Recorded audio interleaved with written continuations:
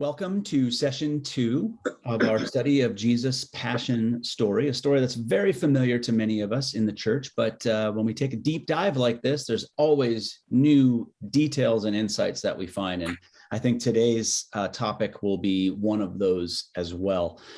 What we'll be covering today is the story of the temple tables. And, you know, before you even did the readings for today, and if you didn't do them, that's okay, because we always do them out loud with each other. But, you know, we have this idea about what the temple table act was all about, what it looked like. And I don't know about you, but in my head, it's very Hollywood. I get this sense of Jesus, you know, heroically walking up to the tables and maybe having some brief conversation, but then finally something triggers him and he just starts flipping stuff. And you almost can see the coins tumbling in slow motion as they are strewn all over the floor, and everyone just frozen there in horror, you know, watching. And that picture that I have, and maybe you have your own sort of picture, is very dramatic. Like I said, very sort of Hollywood. And yet it's probably not even close to the truth. And what I mean by that is when you consider the actual setting of the temple and you get into, you know, how big was this? You know, it was roughly the size of 12 soccer fields put together. Okay, a soccer field is approximately 125 yards by 75 yards. Okay, so think about that. It is huge. So if Jesus is over in one section, turning over a few tables, do you think it's going to bring everything to a standstill? It may be something a little more symbolic here going on. But, you know, it's important to address some of these pictures we have. And so I want to actually show you a picture of kind of what the temple looked like. It's just an illustration of the temple in Herod's day, because Herod was the one that was really charged with rebuilding the second temple here, as it's called. So what you see is a larger court, a larger temple area here with a central temple and with all sorts of courts and areas. Like right here is the Holy of Holies, right here. This is only entered by the high priest once a year during Yom Kippur, okay? But there's all these other courts. There's the court of the priests, the court of priests continues here, the court of Israel, the court of women, and outside, but still part of the temple, are the court of the Gentiles. The Gentiles were welcome to worship in the temple, but this is where the court of the Gentiles was. And it was in this court of the Gentiles that there was all sorts of buying and selling, okay?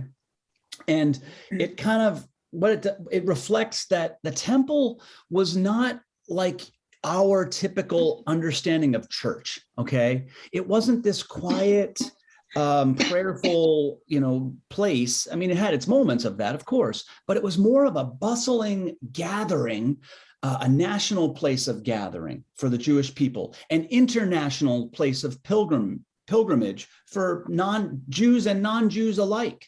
Okay, so yes, there were 3 major Jewish festivals during the year, but there were all sorts of other gatherings and people were welcome to come.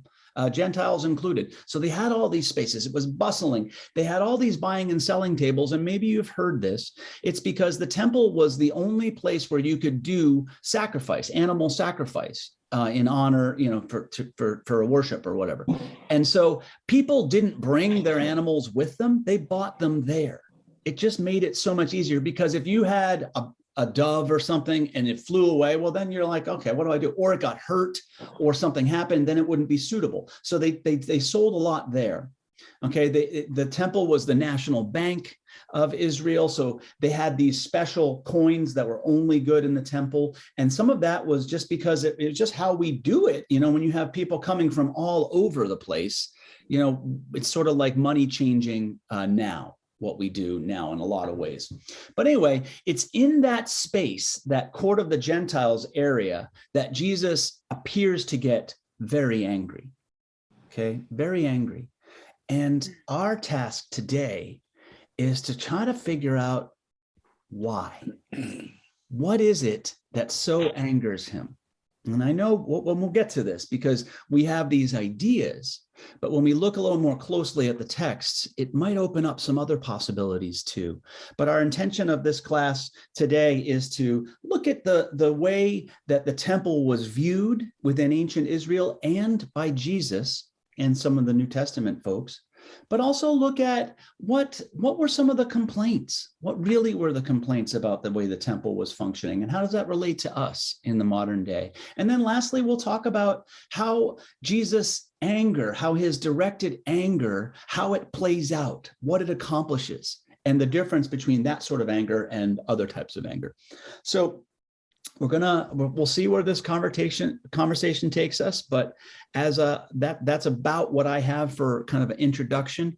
And I'd love to invite any other kind of reflections or comments, whether from last week's class or what I've just said, or what you've read for this morning.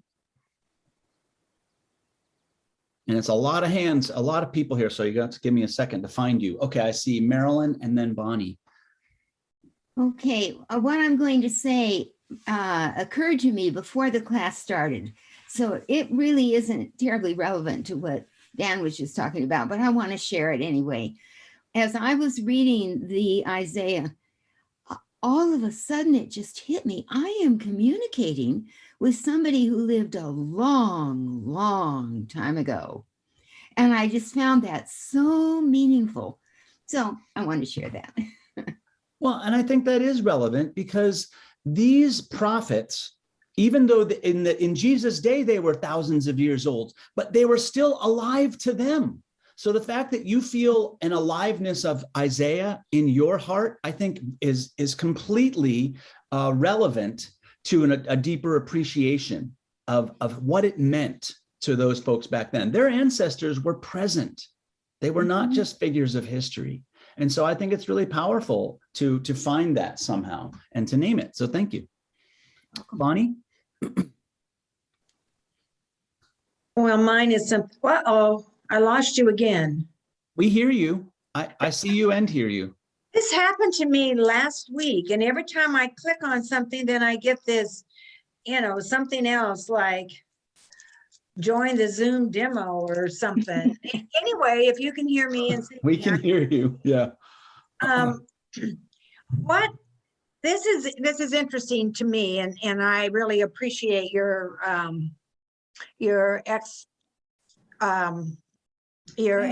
explanation of this, of what the temple was, and that buying and selling was a regular occurrence, because coming from a fundamental church,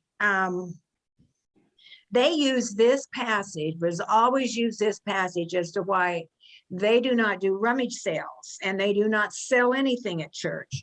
For a long time, I wouldn't go to a Christmas concert at a church if they charged for a ticket, because it was wrong. You're supposed to just depend upon donations and so on and so forth, and tithes and offerings. And so this passage was always used. If some other church was having a rummage sale, it was, well, we don't do that, because that's buying and selling, quote unquote, in the temple, and that's against what the Bible says. And from what you're explaining, that was a regular occurrence. That was part of the culture, part of the day and time, probably from the Old Testament on clear into the New Testament for hundreds of years, if not longer. So I just find that very, very interesting. And I really appreciate the explanation.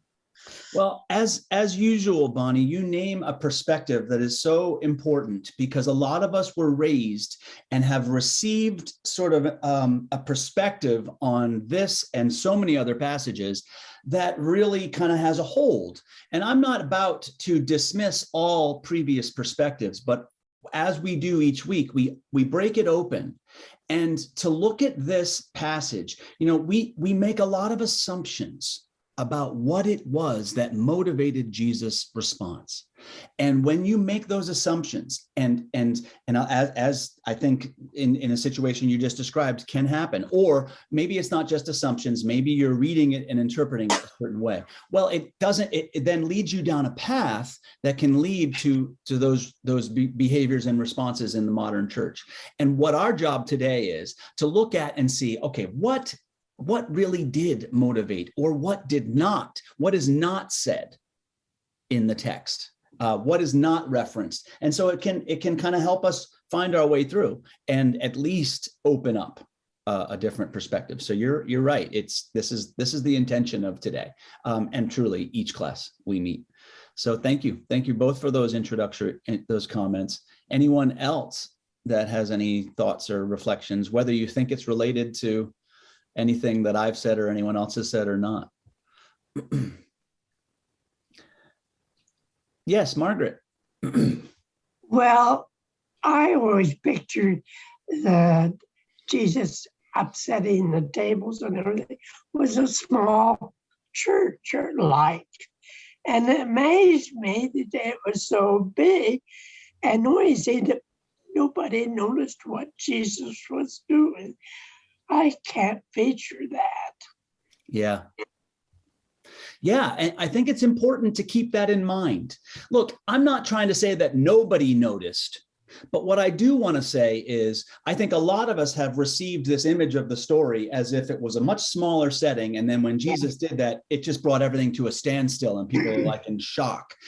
Look, people may have noticed in the immediate vicinity, but it would in no way have stopped everything. Can you imagine? If it's that large, 12 soccer fields, it's just like that's way bigger. So it just doesn't. So maybe the point is something else. Maybe there's something more symbolically important here, and we'll take a look at it. We'll look at what the words are, the references that he's talking about. Those are some important details here that I think a lot of us maybe have. I even, when I was doing my research for this, found myself with some assumptions that had been unexamined, and so it's fruitful when we discover those places, even though it can be really kind of challenging at times. Bonnie, yes. Sure, again. Okay. Gotcha. This is only a guess, but could it be that had become the major focus rather than what was going on inside the temple and the worshiping of God? And maybe they had gotten so involved in the marketing aspect that became the major focus, and that's why Christ was upset about it. I don't know. That's just a guess. We'll get there, but I can tell you this. In many of our upbringings, and I would say in many popular understandings of this and other stories, the explanation or the interpretation that we tend to carry with us is usually the easiest one. And by that, I mean the one that often externalizes the action. Whether it's something that look what Christ did for us, or look at those bad people, look at those good people. It allows us to create, often our interpretations create a bit more of a black and white world than the scriptures ever tried to communicate. And so our job today is to step into the gray and recognize our relationship here. And I also want to pick up on something you said too, just in case, because a lot of us I think there's been a bit of a confabulation, whatever, when you conflation of some ideas here. What's being talked about here is money changing, which is different from money lending. Money lending was something that Jews were forced into in the Middle Ages, medieval times, because the church perceived making money, like interest on the lending of money, to be a sin. So they put it on the Jews. And that's where that whole idea came. But that was later. That is not what's happening here. This is exchange, like kind of when you go to a foreign country and exchange your stuff. Okay. So just be aware of that in case that's in your head. That's one little area that kind of we can kind of go down certain paths about that is not what the scripture is intending to say. Okay, Boyce. When I read the passages, I got the feeling that prayer had a much different meaning than what we have. in that time. It seemed to be much more holy than maybe we hold it. Well, I will say this, that the intentions of prayer and the intentions of worship may well be different than what the lived reality is. And that might be part of the challenge of this passage to us today and where the anger comes from. But we'll get into that.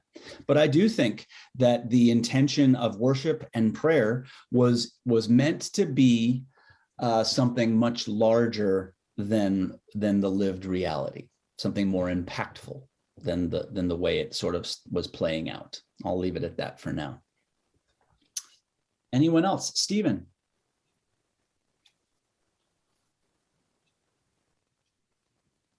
Sorry.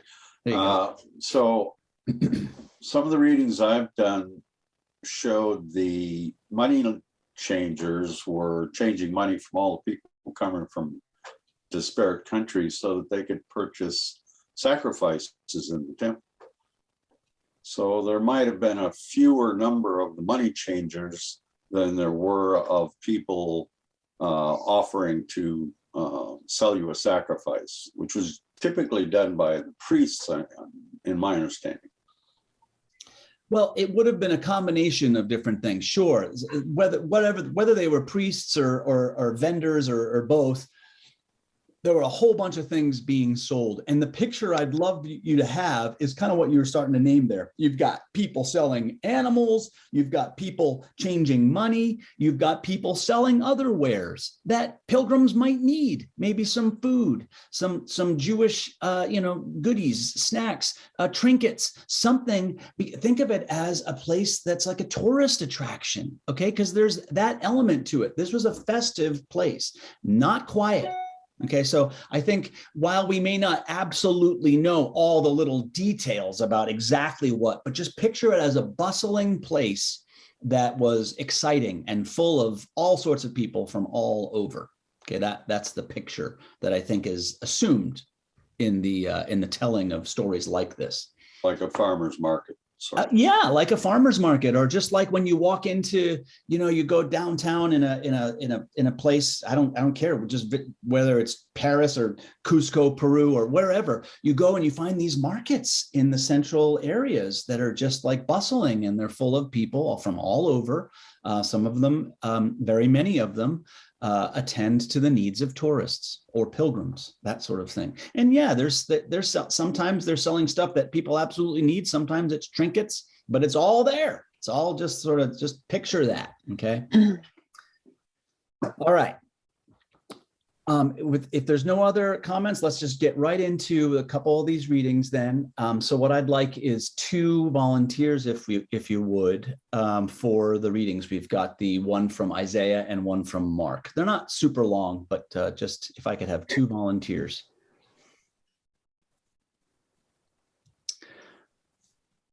Kathy is the first one. Hopefully you can read it on the phone, but if not, maybe you have your own. But anyway, I think you'll be able to. I made it pretty legible. And then who's the next one? Thank you, Marilyn. Okay. All right. So Kathy, you're going to start with the, not that. Why didn't it go to that one?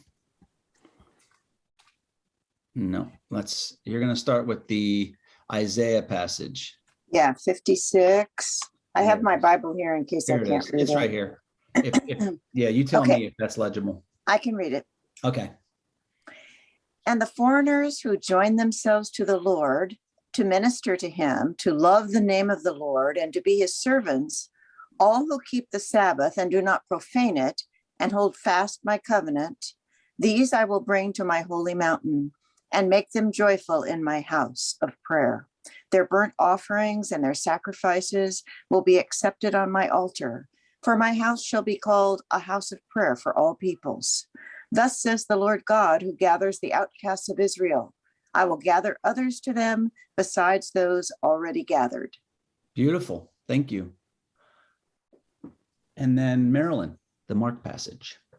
Then they came to Jerusalem, And he entered the temple and began to drive out those who were selling and those who were buying in the temple. And he overturned the tables of the money changers and the seats of those who sold doves. And he would not allow anyone to carry anything through the temple. He was teaching and saying, "Is it not written, 'My house shall be called a house of prayer for all the nations'? But you have made it a den of robbers." Wonderful. Great imagery. I just love the imagery of this story, especially the way Mark says it. You know, this appears in all four Gospels. And as the case turns out, what I'm referring to, actually, the Mark passage, the synoptics all have it occur as a part of Jesus' Passion Week. The Gospel of John has this incident occur in chapter 2 at the beginning of his ministry. Okay, and it's a good illustration about the gospel writers, once again, are not writing history as we know it. They're telling a story. They're making an argument to try to convey the truth of who Jesus is, how he relates to, you know, the Jewish world, the Gentile world, and each one of us. And then we are asked to make a decision, to make a choice. So that's important to remember. So anyway, we're focusing today on the sort of where they appear in the synoptics, but if there's any questions that arise, if you have them related to the John passage, we can address that too. So I'd like to start by saying, you know, when you read that Isaiah passage, what does it mean to you when you see the way he characterizes the type of welcome that the temple is intended to be, and he uses that beautiful language. It's a house of prayer for all nations. What is he describing there? What did you pick up on? What does it mean to you when you hear that? Patty? One of the things it means to me is that the Jewish people saw God as their God, and they were very exclusive about that. And Isaiah is saying that he's everybody's God. And if you follow God and do the teachings and do all that is required, then you're welcome. And that's pretty radical. It is pretty radical, and we miss that. Mm-hmm. And if you look at the language he uses, he says, look, if you practice Jewish things, if you practice the Sabbath, you're a part of us. You're welcome here. You know, there's certain expectations, like you don't just come in willy-nilly, but he lists that. He does not say you have to be circumcised. Okay, that sort of thing. But he says, you know, if you embrace some of these practices, then you are welcome. You are a part of us. And I think, you know, there's something that we can relate to in that. Our church is a little different, but I think we all know many churches, like if you went to a Catholic church and you weren't Catholic, you're not allowed to take communion. And that's not uncommon. You know, there's different sort of rites and rituals that members or proponents of a certain religion get to participate in that those that aren't full members don't. Our church has fewer of those, at least liturgically speaking, but it's a reality. So in some ways, I think the way Isaiah sets it up is to name, hey, you're welcome here. You got to, you know, abide by the Sabbath, honor the Sabbath. That's important, you know, kind of live into the 10 Commandments, these ideas, most of which have to do with social connection, not really religious. You know what I mean? Honor your father and your mother is not a Jewish precept. This is humanity here. This just makes a lot of sense. So it's a deep welcome. Okay. So it suggests that outsiders should be treated in a certain way. This Isaiah passage. And where it leaves us, or one of the questions this leaves us, is then how do modern churches, in your opinion, and you can speak from whatever perspective you choose, whether it's our church or other churches you were raised in or connected to, but how do modern churches do in meeting this standard, in your opinion?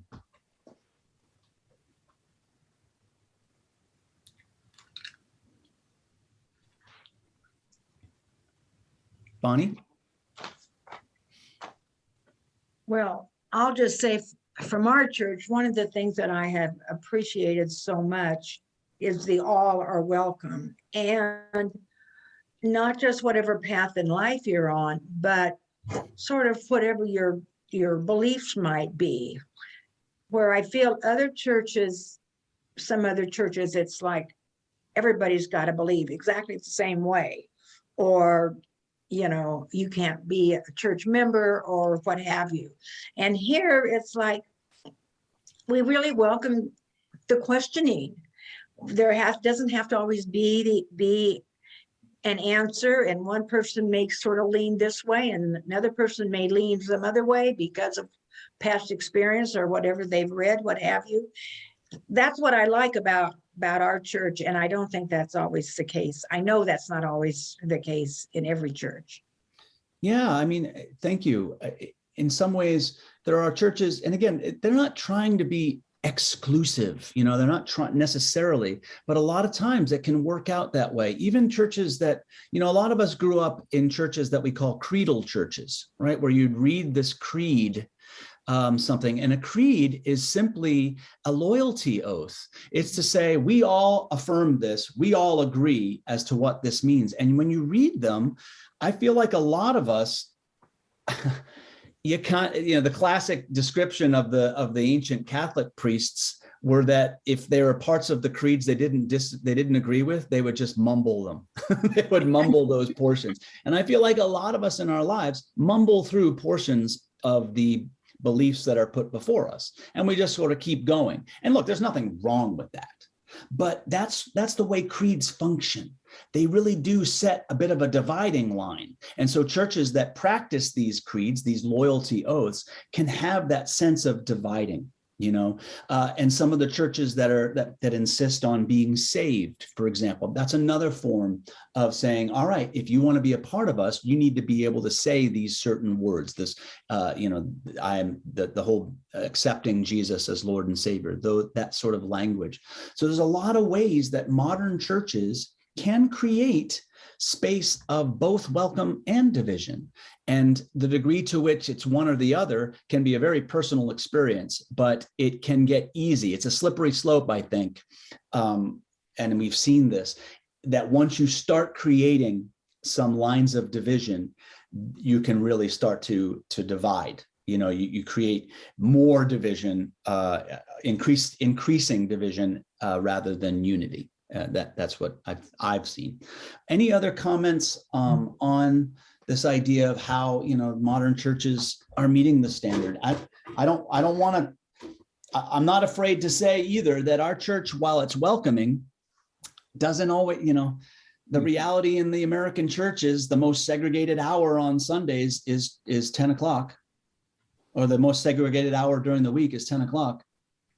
So that's true for all churches, not just ours. But to be welcoming doesn't necessarily mean that you're actualizing the welcome, and that's something we can talk about too, what that means. Not trying to point fingers, not trying to create guilt and shame, but it's the reality, the way that church, it does function in our society.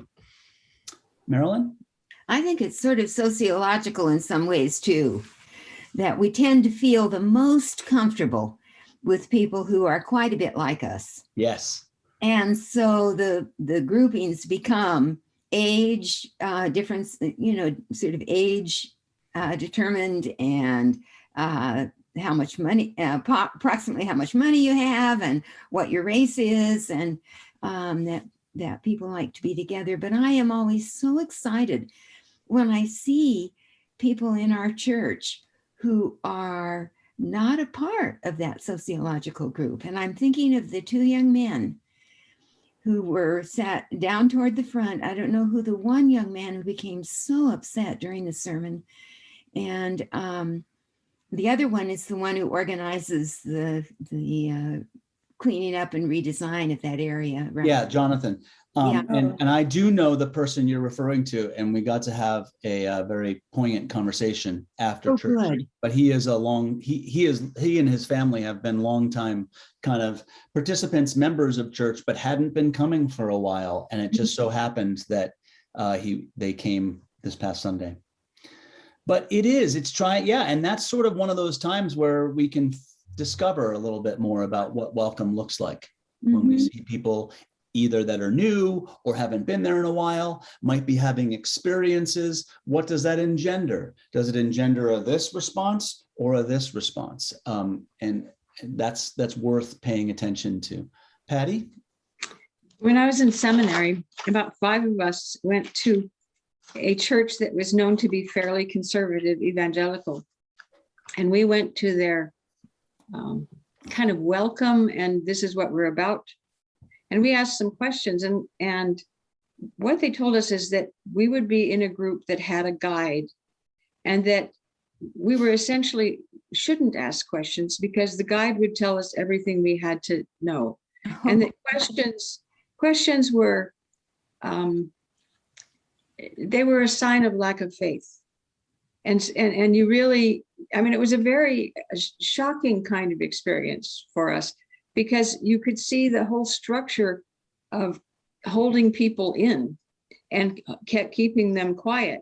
And there was a lot of discouragement and shaming underneath these kinds of comments. And all of us who went to those meetings said, we want to go back there. But it was I didn't have that much experience. You know, I became a Christian when I was 34 and started really studying much later. And I didn't have a lot of experience with churches except the Catholic Church for 10 years. And so this was a very new thing to me. The Catholic Church also discouraged some questions or redirected us, but not like that. That was kind of scary.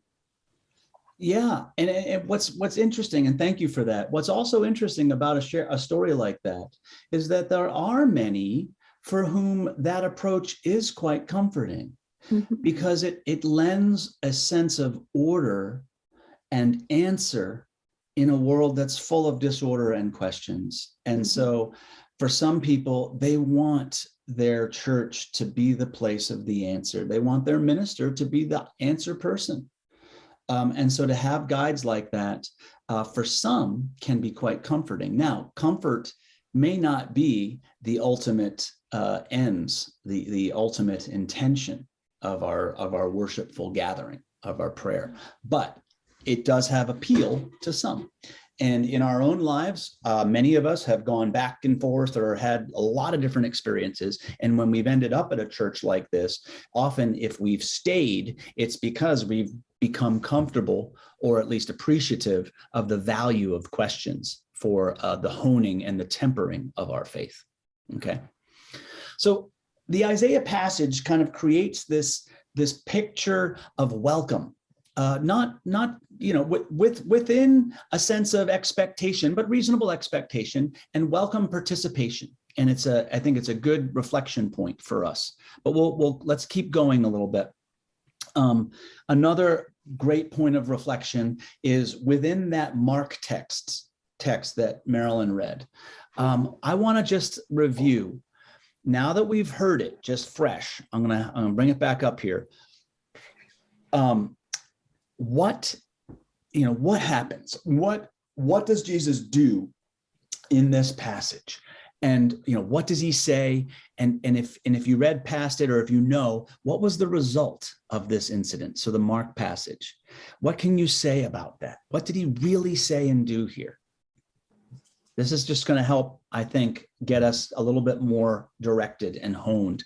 Now, I'm sharing the screen, so if you want to make a comment, I can only see a handful of you. So please raise your hand, and if I don't call on you, then go ahead and just talk, because I can't see everybody. I had a question about the term robbers. Ah, yes. Do you think that was a true translation from the original version? Because to me, robbers are just people who are doing nothing but stealing. Yes. It is an accurate translation. Sometimes it's called a cave of thieves, but a den of robbers is an accurate translation. And in fact, we could go there. It's not just about robbers. It's about a den of robbers here. And so what does that term mean to you? It means they were taking advantage of people. Bonnie? I mean, if they were stealing, maybe they weren't actually taking money but they were overpricing or, taking advantage of, let's say, travelers who were in need. So they jack up the Good. price or something, Good. Good. All right. And that's good. Anyone else, raise your hand if you've heard that description of what a den of robbers, or that resonates with you. Modern day gas stations. Modern day. Thank you. Thank you. I do think there's relevance there. Okay, but we have this idea that there's this sense of stealing from people, this sense of inflation and taking advantage of. All right, any other, yes, Patty and then Barb Tellman. It's also that Jesus saw the temple as a house of prayer. And these are distractions from that. They take up time and they take up space, and they dilute the teachings. Okay, so you think this is an expression. They rob the people of the sacredness of what is there.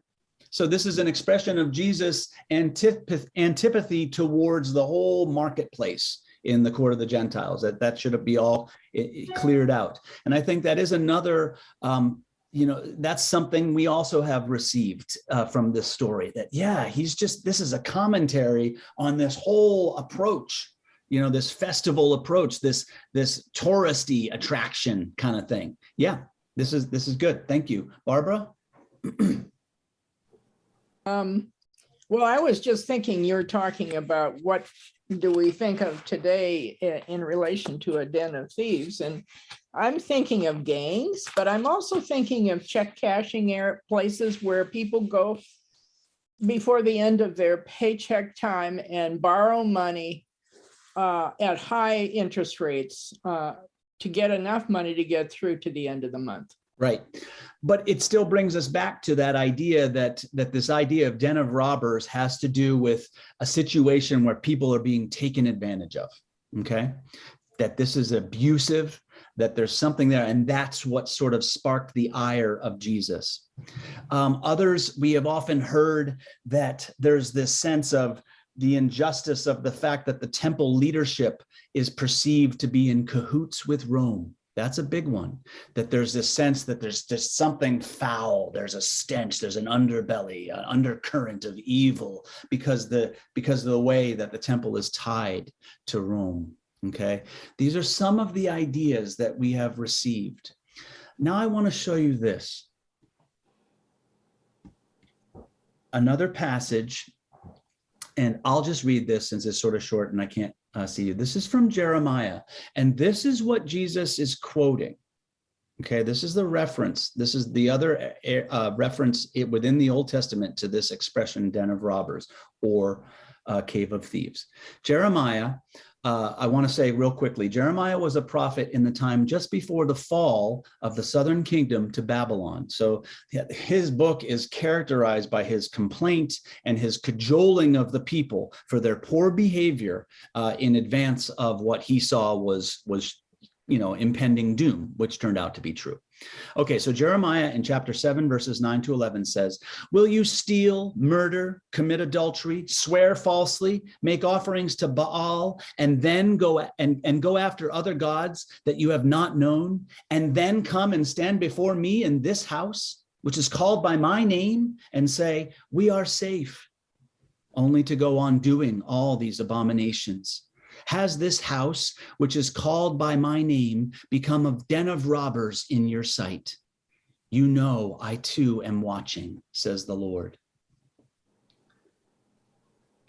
I shared that because he gives a powerful context to what den of robbers is. And I want to say this. When you think about a robber's den, is the den the place where the stealing happens? Or is it the place where the loot is counted? Is it the place where robbers feel safe from any impingement by authorities or anyone else who would hold them to account? See, that's the mistake many of us make, I'm included. We hear that term den of robbers, and we think it's the place where they do the abuse and the stealing. It is not. It is the place where the robbers go to feel safe. and like they don't have to do anything different. That is what Jesus is referring to when he says, you have made my temple into a den of robbers. So it's not that he's complaining. There's no indication that there was abuse or manipulation or taking advantage of people. There's no, Jesus, his attitude and the way the Gospels refer to his relationship in the temple, it's quite positive. He goes there, he calls it my Father's house. It's a part of his life. He does not hate the temple, nor does he reject it. Paul is the same way. Paul goes back to the temple many times, participates in many rituals, has some complaints, but not about the temple itself. The way that the temple and its leadership is presented is quite different than the way we often, where we go with this. And it might be true that the temple leadership worked with Rome. But here's the truth, and we may not realize this, but this is the truth. Of course they worked with Rome. You know why? Because the high priest was appointed by Rome, and they could be removed by Rome. So what people like Caiaphas, who in these stories, the high priest, we so easily cast judgment on people like him, but he's got one foot in both worlds, Rome and Israel. And he's got to maintain the peace. Not an easy position to be in, especially if you upset the tiger, if Pilate gets upset with you, you're gone. And gone doesn't just mean fired. Okay, it means exactly what you think it means. So this is the tension in which the reality of the temple, existed, was within all these different contexts. But the truth is, Jesus' relationship and the relationship with people like Paul, it wasn't anti-temple, but it was aspects of the temple. And if den of robbers, and if he's calling the temple a den of robbers, right? And if that means a place where the people where people just feel safe, where the ones who have sinned just feel safe, what is he saying? What else could this image be communicating? What is den of robbers really referring to here? Marcia? It's more of a question. So he's turning over tables that are selling things and money changers. Yep. And we think he's angry at them. Right. But maybe the table turning has nothing to do with them. Right. And it has something to do with, I'm just making a statement that this is not right in this whole temple. Yes. It's like, wake up. And here's what I'm telling you. You have changed this from a house of prayer. And think what Boyce was saying at the beginning, this idea of prayer, meaning prayer is not, well, maybe we need to answer this. I feel like we've talked about this, and I feel like you'll know where I'm going. Is prayer something we just do on Sundays? Or is prayer a way of life? Is church something we just do on Sundays? Or is church a way of life? Do you see where I'm going? So Jesus makes this statement that stops things, but it's not about that act. It's something bigger. So he says, you've taken this what's supposed to be a house of prayer for all nations, and you've turned it into a den of robbers. Tell me more about what den of robbers means in this context. Kathy? I'm wondering if the den idea, because you kind of took us away from what we normally thought den group, but I'm wondering if it also has to do with the planning that robbers do. So there's an intentionality Yes. to hurt and to take advantage of. And I think that intentionality is especially abhorrent to God. Yes. Purposefully doing harm and hurt. Well, it's kind of where Jeremiah is going with the way, that's why I bring us back to this passage. When he's condemning the practices here, he's basically saying, you're going to do all these things and you're going to worship foreign gods even, okay? And then you're going to come into the temple and worship my name and say, oh, we're safe here. okay, and go on doing all these things with no accountability, no fear, no penitence. Okay, that's what Jeremiah was condemning. And that was one of the things that he and other prophets in the Old Testament, sort of viewed as part of the downfall of Israel, which allowed Babylon to kind of come in. But so what is that saying? What does it mean then to be, think of some, I don't know, even examples. What would that look like to be a den of robbers? Bonnie? I think of something, I don't know, I was thinking of like the big real estate fall or the bank, thing that happened several years ago. But I think, putting up a false front. They have a false front that they're in the temple doing, worshiping God, when it's just a phony facade, because really behind all that, they have this other, business going on, that is nothing to do with worshiping God at all, and it's quite the opposite. 100%. Beautifully said, Bonnie. It is exactly, that is what's happening. And it's like they feel like they can get away with this with impunity. They're acting in this way. They've got all this stuff happening in the background, and yet they have this front, and they're missing the entire point of worship and the meaning of gathering and the meaning of prayer and commitment to worship. It'd be akin to, so basically they're showing up, and they're saying, Jesus is saying that the temple is no longer a place of real transformation, because you're not even repentant. You're not even pretending to be repentant. You're just showing up and acting as if you just go through the motions, you'll be fine. It'd be sort of like how in some churches, and again, not necessarily ours, but maybe ours, but it's like in some churches, if you had more people that come to Sunday to show off their Sunday best clothes, and they were more concerned about that than actually clothing those who are naked in their community. Do you see where I'm getting at? And that may well have pissed Jesus off, that idea.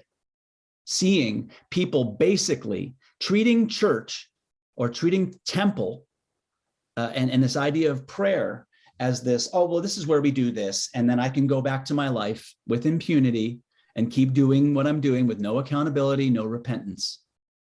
That's a different image than a lot of us received with this idea of the turning of the tables incident. Bertie? Yes, I think of a den of robbers as being very secretive, and they would not welcome others to discover them. Yes. Well, that's true. Robbers' dens, they're not wanting it to be very public, right? And think about it. We all have things we hide from the public, okay? But church is about that place of honesty, of coming and being accountable, because we know that it's only in our accountability and our repentance that we can let go, that we can grow, that we change. Otherwise, we're just playing games. That's what Jesus, I think, is speaking to. He's looking at it in the sense that, he's disrupting the comfort. Okay. Turning the tables, again, is not about money changers and animal sellers. It's about people that got so comfortable in their way of doing things, because the temple had become this, we'll call it 1 hour a week thing, where it was more about a cozy blanket being given to the people rather than sandpaper that helped them grow and change and transform. That's a big deal. Okay. I saw a couple hands, but yes, Patty. And then Boyce, are you raising your hand, or are you just fixing your hair? I'm doing both at the same time. Oh, okay. Personal. I'll come back to you. Go ahead, Patty. This speaks to me in terms of what our country is dealing with, in terms of all the ways we are looking at our culpability as a nation, and the story that we've been given, that we bought, and the story that we are. For example, what we've done to our Native Americans, what we've done to anybody who isn't white, and how such a big portion of our country. And I mean, I grew up that way. Part of this says to me that not only are they comfortable, they don't know they've done anything wrong. And that's the big thing, that the real sin is oblivion and Yes. and feeling like we're on track, and it's not that way. I mean, you can't go around killing Black people just because they're running through your neighborhood. You can't not accept people who are trying to survive war. I mean, you have to have a different attitude than an attitude of it's me and nobody else matters. Amen. And that may be, I don't know if Jesus was responding to obliviousness or, calling them den of robbers, was that they knew and they were intentional about it, or maybe he's blanket stating here, but the point is, it can't stand like that. It can't go on like that, because that is not authentic and it's not true to the calling of God. He's using the comment den of robbers in a similar way as Jeremiah was.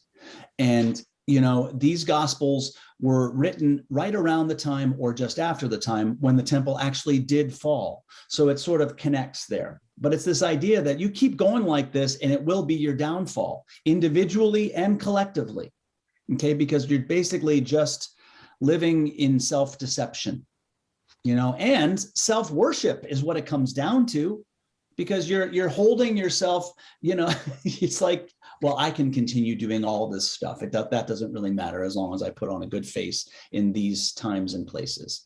And look, a lot of us do that. And I think you raise very fairly. It brings up a lot of questions in terms of how does this relate? How does it indict our own time?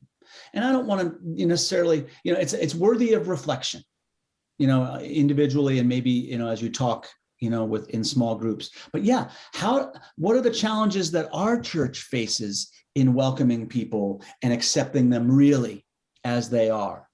There was someone that came to church on Sunday that was a first-time visitor and was received very well in many ways. But at the end, when she came up to talk to me afterwards, and it was apparent that she had a very sort of high motor and was something, maybe something a little bit so-called off.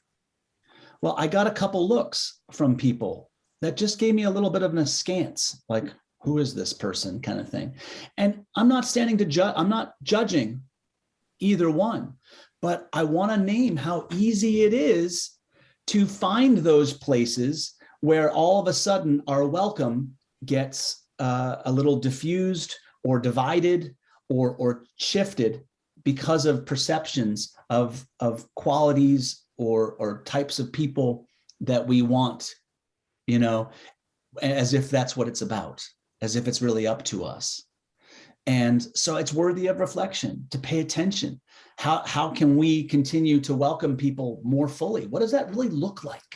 Does it just mean letting them decide and determine how we are? Well, then we lose a sense of, kind of purpose and direction sometimes.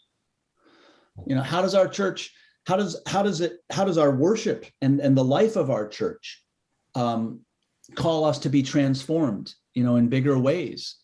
I've been talking to many people throughout COVID, and they said, part of the challenge right now is that church for me feels like it's just Sunday morning and it's hard to feel connected to church.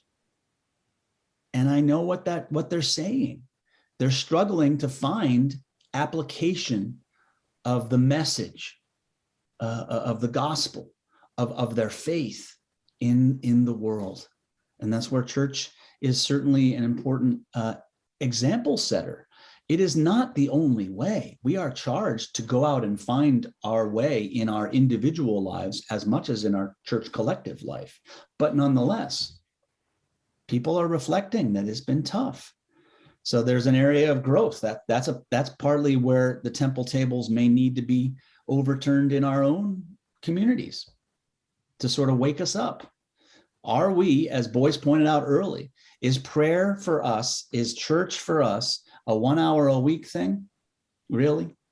And we're sort of just hiding other parts of our lives, not really being, honest, not really being open about it.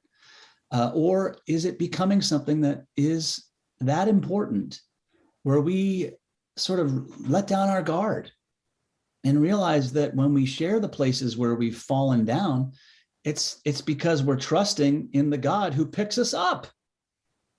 And it's not all about us. And that's how growth happens. There's a lot of reflection on that. I think that's worthy of a reflection. Okay. And I don't know that we do that here, but maybe you got a couple comments on that. Go ahead, Patty. And then Boyce. I think there's a big tension, at least in me, between looking at Jesus' example, which was certainly not just being comfortable. He called everybody to do uncomfortable things all the time, and Right. people did. And so that reflection, and then he also called us to eat together and to celebrate together and to be comfortable together. And where that boundary is for me is always confusing. Mhm. And requires me to constantly engage in, okay, what do you want now? What's the plan here? Because I think with God, a God that's still speaking, we're never going to get comfortable because he's still speaking or she's still speaking. And that means we have to be able to change. We have to be able to listen. And I think listening is the crucial thing that is hard to do, because I want to know that I have the answers rather than that maybe I have to change. Yeah. Yeah, And it's just sometimes place. we need to flip the tables in our lives, figuratively or literally, in order to wake up or to shift things, because we get stuck in patterns, we get comfortable. And that is a place that can just sort of wake us up, shift stuff, shift the energy, the dynamic, the perception, and allow new growth to take hold. Boyce was next, and then Kathy. I guess when you talk about den of robbers, to me, the visualization is a den isn't very big. And so those that are in a den are pretty close together physically, but also value-wise, and they accept each other's what's going on there. The guy in the booth next door is taking advantage of somebody. Well, that's okay, because I'm taking advantage of somebody too. So we're all in the same boat doing the same kind of thing. And so these people's God is different than the God that Jesus talks about. And so I can see why, and using your words, Jesus got pissed off. Mm-hmm. That, hey, you're using my God's house for your God's house. And so that really made him angry. And I can really see that, why that would. Yeah, I can too, because I think you're right in saying that a den of thieves is a place where thieves feel safe and unchallenged, because they're all thieves. You could use the word sinners, but thieves is fine, or robbers. But the place where there's no accountability, there's no call to repentance, okay? It's just, all right, we're all in this, and this is where we kind of come together to feel safe and count our loot and whatever, and just keep going the way we're going, okay? That's the idea. Jeremiah condemned that. Jesus indicted that. And each one of us is tasked in our own churches and within our individual lives to kind of maintain an awareness as best we can, or at least engage the question to make sure we're not falling into patterns that kind of reflect that same spirit. Yeah. I wanted to make sure I went Kathy and then Carol. Yeah, I wanted to comment or go a little bit back to Marilyn's comment about the sociological aspect of us all being the same and how comfortable it is. Yeah. And if we think about it, difference, if we're looking at it as otherness, although I don't like that term because we're supposed to get away from that, but it's a lot of work. It's a lot of work to be in a group that has a lot of difference, because it's important for us to always be thinking about the feelings and the thoughts of people that aren't necessarily thinking the way that we think. So I guess what I'm trying to say is, being in an integrated group or a group that's very diverse is a lot of work. And so the den of robbers, it's very comfortable because they're all the same, and you can fall into some really negative practices. But when we're called to be in a diverse group, it's stimulating. It's also a lot of work. Yeah. And but that's what we're called to do. Yes. And so he is saying that he sees too many of those patterns, just as you named, too many of those patterns of basically just insular people, the robber spirit that is unquestioned, unexamined, and unrepentant. And you act as if church is just your place to come and show your best side, your highlights, basically, and let people see you, as the pious person. And that theme is played on constantly throughout the Gospels and in its indictment of that theme. But this is one more illustration of the way that too often our communities of faith, our gatherings, do not reflect that deeper life lived practice. And as you rightly said, Kathy, that the work of true welcome, of truly including folks, is not just a one and done thing. It takes constant work. It's reflective. It means that we still check in. You don't just keep going, because as we just keep going and don't ask questions or don't reflect on it, don't examine things, then all of a sudden we start behaving in ways maybe that happen because of obliviousness, or because, that we're not checking in. That can happen, and it is work. And Jesus is indicating, and the prophets were indicating, that work is worthy of our effort. And that's part of the walk of faith. Carol? As you were talking, Dan, excuse me, and Kathy, it just is something that's rubbing me the wrong way right now. The Governmental Affairs Committee here at Sun City Roseville is having a meeting today. And the little blurb about the meeting says we will have a presentation on the campus of Hope to bring the homeless to the Industrial Avenue area. And just the way they put it was, they're going to be bringing all these homeless people not too far from here. But then this morning, the email came and said, this is a reminder, this meeting is for residents only. And that just, I thought, why would you not want the entire community to know about the Campus of Hope? First of all, there was the way they presented it, and the fact that now they're saying it's for residents only. Thank you for your sensitivity to that, because you're exactly right. And that often happens, doesn't it? We sort of, we display our true feelings about something in the way we present it. And in this situation, while I would say maybe to avoid going in guns blazing, but be ready to respond in a way, or even to name what you noticed, Carol, and say, I find it unhelpful to present something that is truly a blessing, an opportunity for a blessing for thousands of people and our community, looking at the many examples where it's worked successfully in our country. You could characterize it in a way that says, listen, the way we couch this matters. And this is a justice issue. So let's look at it as a way of blessing the lives of people rather than inconveniencing our perceptions on our little enclave. Okay. I think you're on it. This is a den of robbers way of thinking, basically. That's the challenge, isn't it? And because it's not easy. There's probably a lot of us that bristle at this idea because we want to want justice. And yet we know that justice itself can be awfully inconvenient. And it may ask us to compromise, maybe even sacrifice. We're going through the same thing right now with gas prices. The gas prices are part of a collective national effort to support justice, or what we are saying, to support Ukraine in what feels like just an unjust aggression on the part of Russia. So we're trying to walk this walk, and we see the response. We see some people who respond to it in a way that says, okay, this is part of our so-called war effort, or sort of our support. This is just.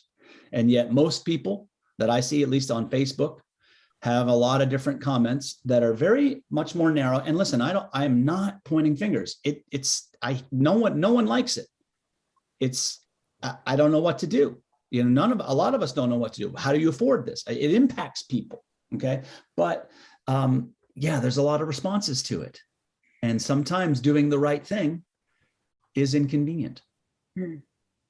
Bonnie? Well, I just wanted to say, Carol, we've had the same thing at Lake of the Pines, not with the homeless, but just with having, say, low-cost housing being built nearby. And the first thing people think of is, well, how is that going to affect my property value? You know, if we have lower cost housing, let's bring in, you know, upscale housing, because that's going to raise our price, not low cost housing.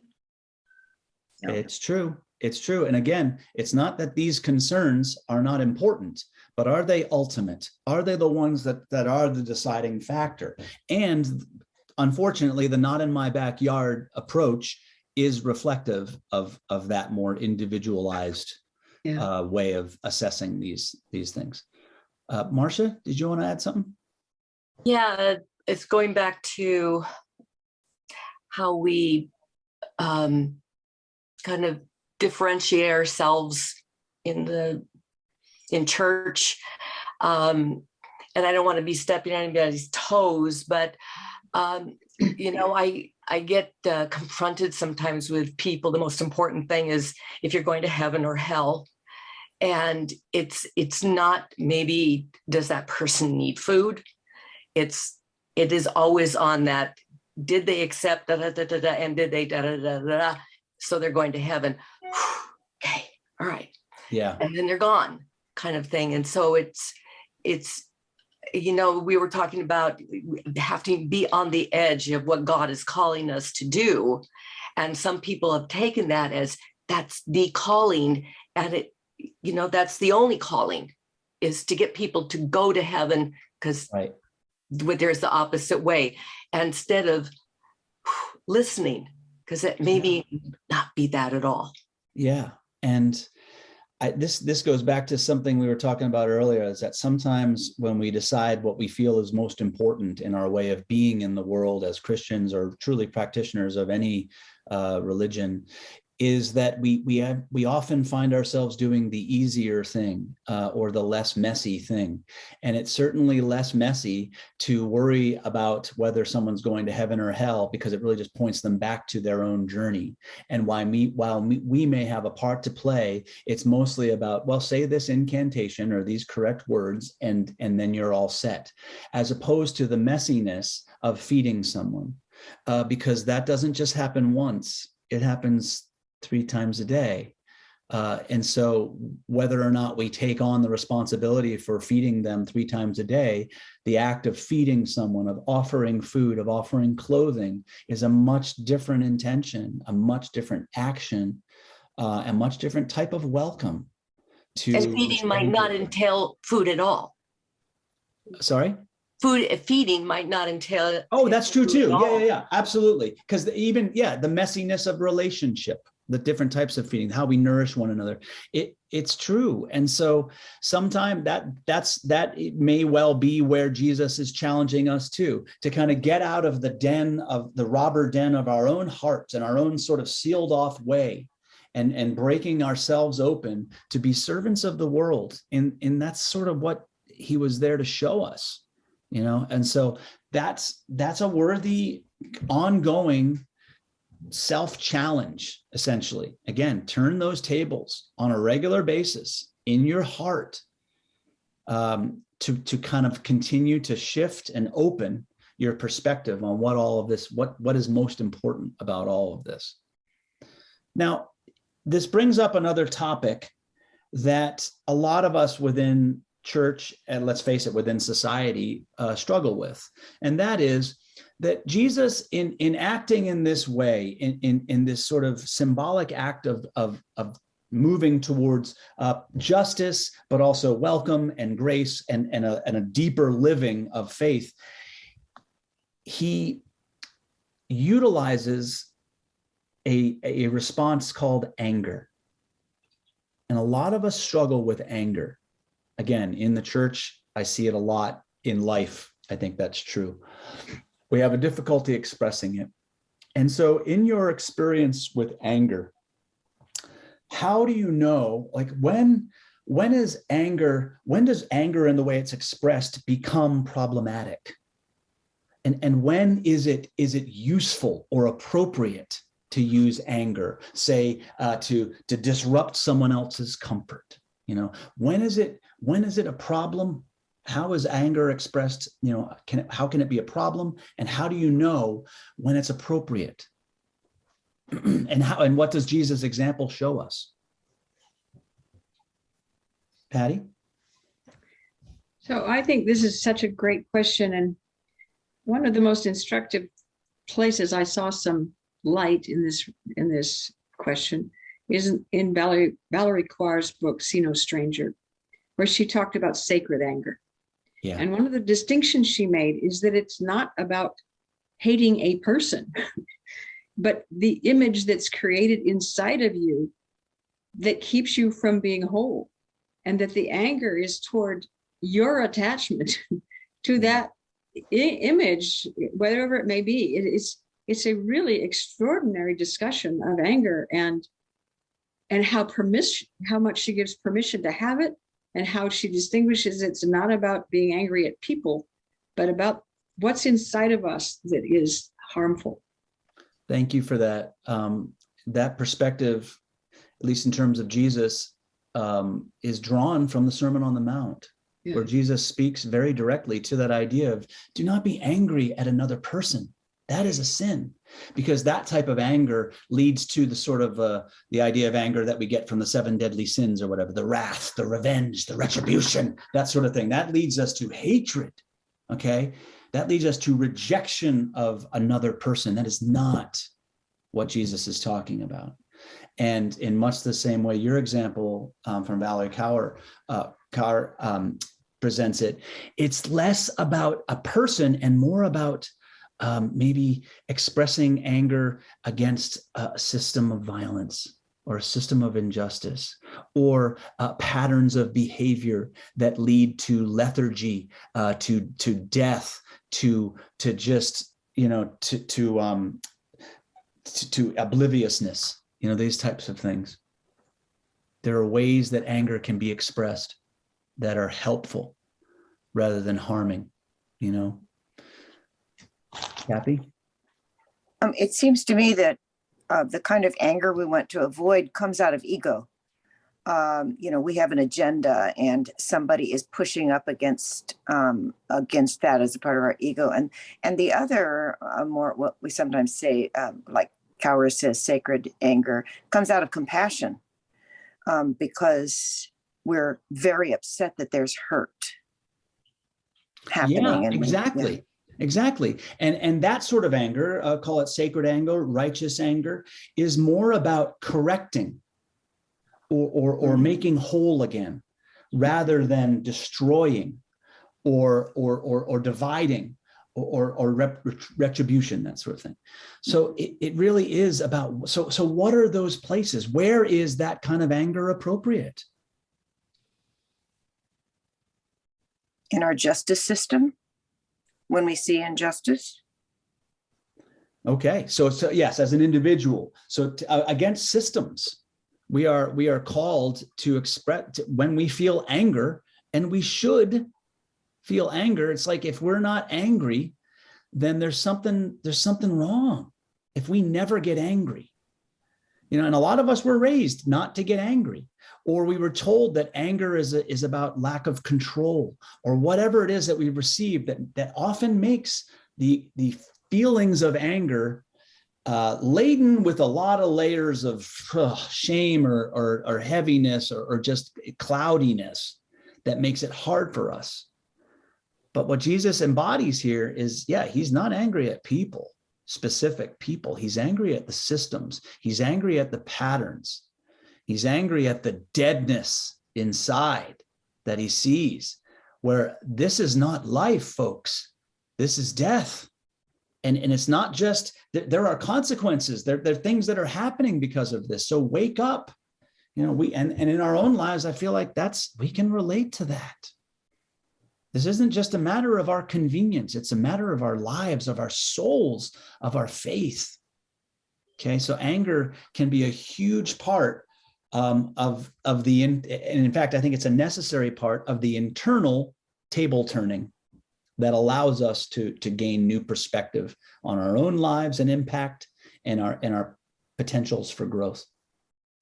Patty? And I also think that for me anyway,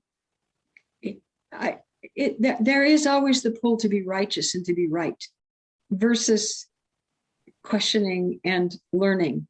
And that's a hard place. That's one of the hard places that Jesus is calling us to, because more than anything, Jesus is calling us to remember that we belong to one another. We are brothers and sisters. Yeah. We exist in community. We can't exist outside of community.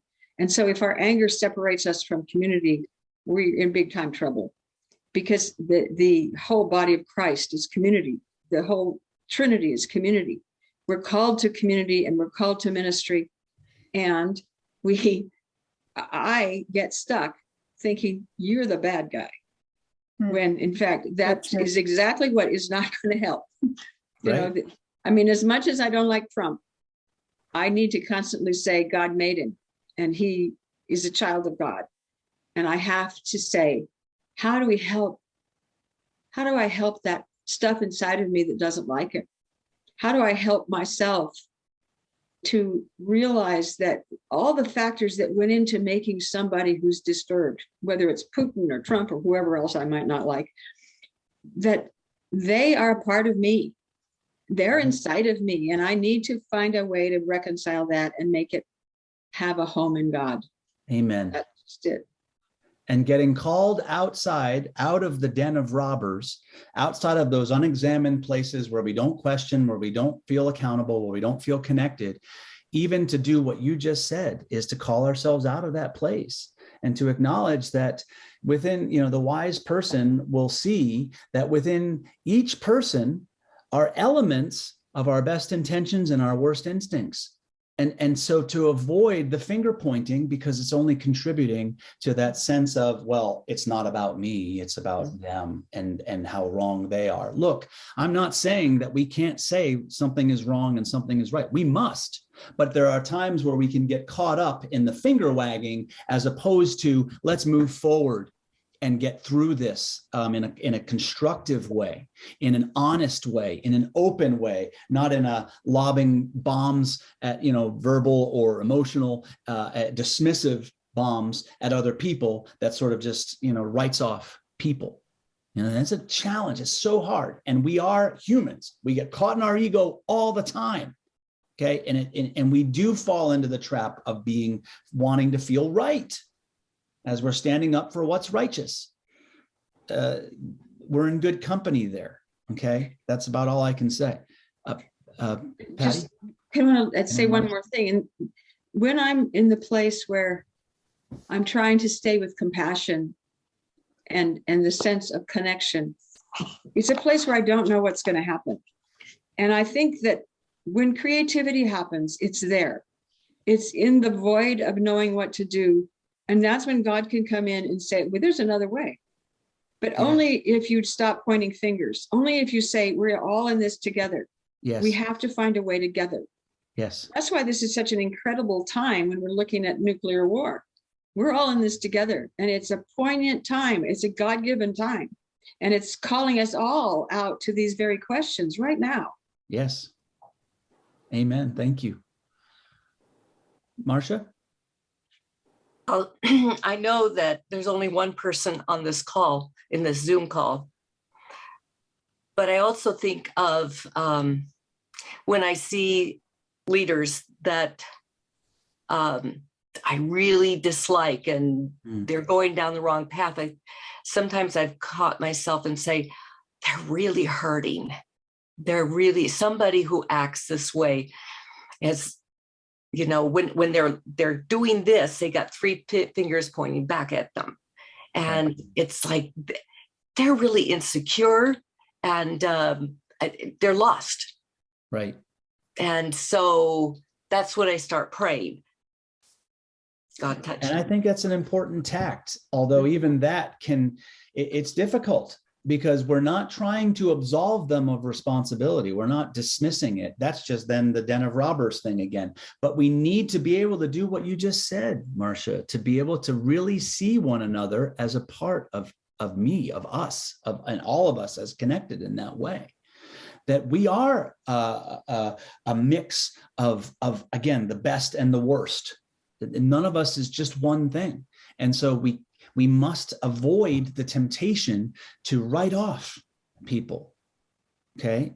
And that's where it can be powerful. Think of the person you like the least and pray on that. Pray on that. Because I tell you, you want to learn about anger, you start praying about people like that, and you see what gets stirred in you.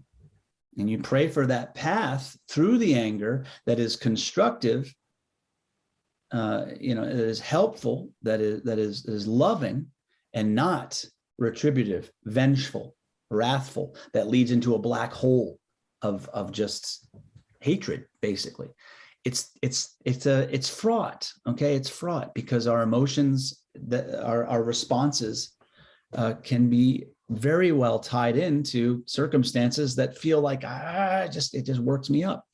So this is part of the work, friends. It's not new, but this is what Jesus was confronting in this temple, the turning of the tables, and confronting again, not the money changers and the dove sellers, but the spirit within the larger body that was too content to stay in their little robber's den and not worry about a thing, as if it was all up to them. He saw this and he said, no, this is your downfall, because you've made this into your own image. And that is not, that cannot hold. That is not what God, it's against the will and the way of God. We need to be able to hear that, be challenged by it, and then respond in our own way, in our own lives. I want to close today, and it's a lot of it. It's been a wonderful and intense conversation, perhaps like that every time. I wanted to kind of leave us with a bit of a small guided meditation related to anger. So I'd like you to, if insofar as you're able, just get comfortable in your chair and close your eyes for this body exercise, okay?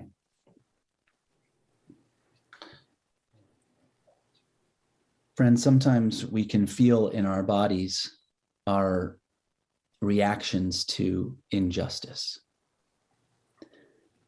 And keeping your eyes closed now, I'd like you to imagine a situation in the world, in your lives, that causes you anger. Don't judge it. Don't go too deeply. Just let it be, let it appear. Hold it, hold space for it.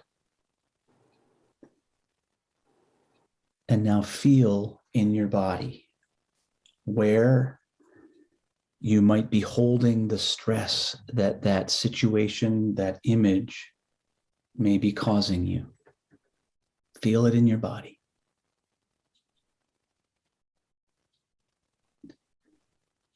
And now make fists with your hands.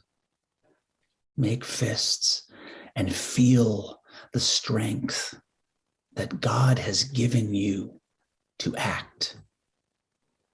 Make those fists. Squeeze those fists.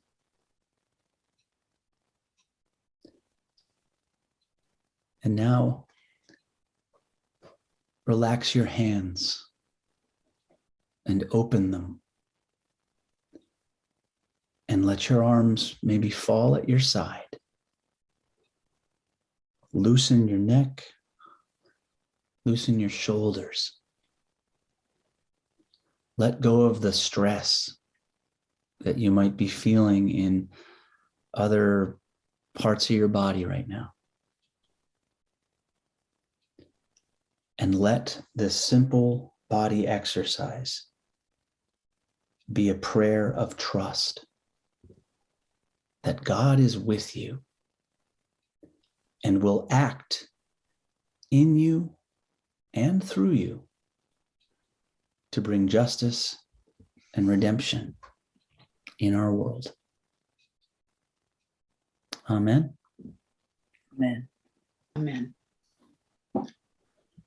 It's not all about us, but it's important that we recognize our part in it. So, as always, thank you for your part in this rich conversation today. I will look into the notes from last week and make sure they're included for this week. But thank you again for being a part of this study. For next session, we will be reading sections of Mark chapter 12. If you'd like to get the schedule, please reach out to me. I can send that to you, but it's Mark 12, verses 13 to 17, 28 to 34, and 41 to 44. All right, friends, I look forward to this ongoing discussion next week. Thank you, Dan. Be in Thank Christ. you, everybody. Bye-bye. Bye. Thank you. Thank you.